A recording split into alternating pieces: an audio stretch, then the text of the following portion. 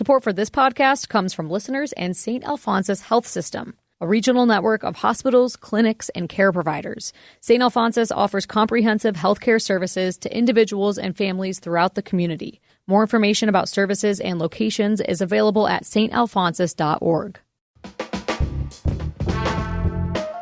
From Boise State Public Radio, this is The Connector. It's Idaho's Daily News. Good morning. I'm George Prentice.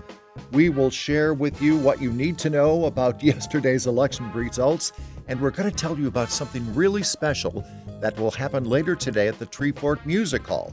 It is Wednesday, the 5th of November, and here we go.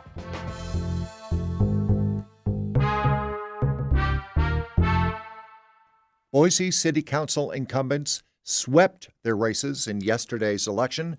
James Dawson reports. Both Jimmy Halliburton and Colin Nash easily fended off their opponents to win new four-year terms according to unofficial results from Ada County elections. Halliburton and Nash earned 70% and 69% of the vote respectively. Halliburton faced longtime Republican operative and real estate agent Lynn Bradescu and his former colleague on the city council, Lisa Sanchez, who received about 7% of the vote. The three vied to represent part of Boise's North End and Northwest neighborhoods.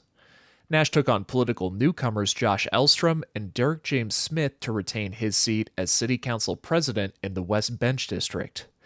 Current Garden City Council member Bill Jacobs will serve as the city's first new mayor in 2 decades. Jacobs beat out Molly Lenti, who serves as a College of Western Idaho trustee with 62% of the vote.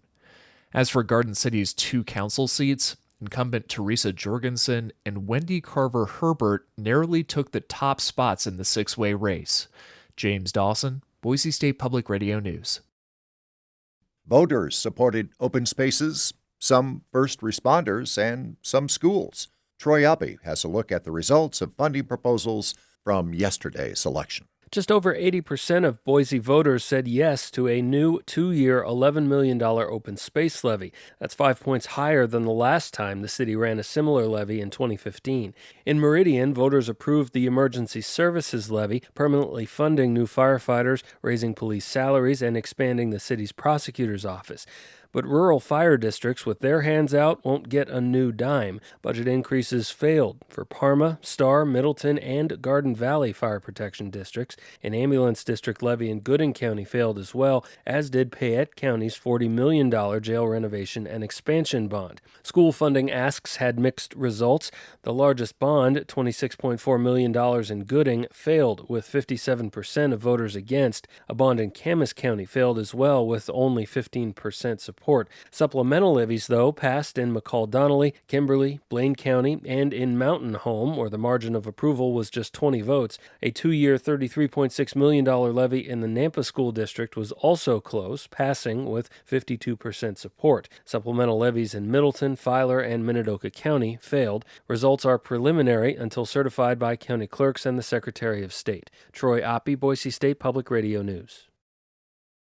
We know that there are tens of thousands of Idaho families uncertain about putting food on their tables.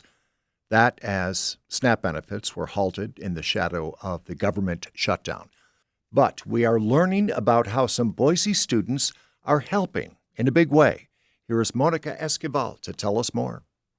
Everything is lovely. That's music from a local band, The Traveler. They're a group of students from the Idaho Fine Arts Academy. They'll be performing alongside J.D. Hicks for a benefit concert at Treefort Music Hall in support of the Idaho Food Bank. The idea for the event started when Casey Byington and her daughter, Gracie, wanted to help families struggling with food insecurity. The Byington family has volunteered with the Idaho Food Bank in the past, and Gracie is a band member. The only thing missing was a concert venue. I reached out to Treefort Music Hall, run by Duck Club, and they were so on board. It was like instantly response, yes, let's do this. Colin Lyles, the lead of The Traveler, was approached by Gracie about putting on a benefit concert and jumped at the chance to help the community. As soon as I saw fundraising, I was like, yes, absolutely, I would love to do it. So I kind of just checked with the whole band, made sure we were all good to go, and we kind of just took off from there. Casey says she's proud of the students for using their talents to benefit a cause and is excited to not only see them perform, but to see how the community comes together for families in need and music. Monica Esquivel, Boise State Public Radio News. Doors will open at the Treefort Music Hall in downtown Boise at 6:30 this evening. And non-perishable food items and/or cash donations to the Idaho Food Bank will be accepted for admission.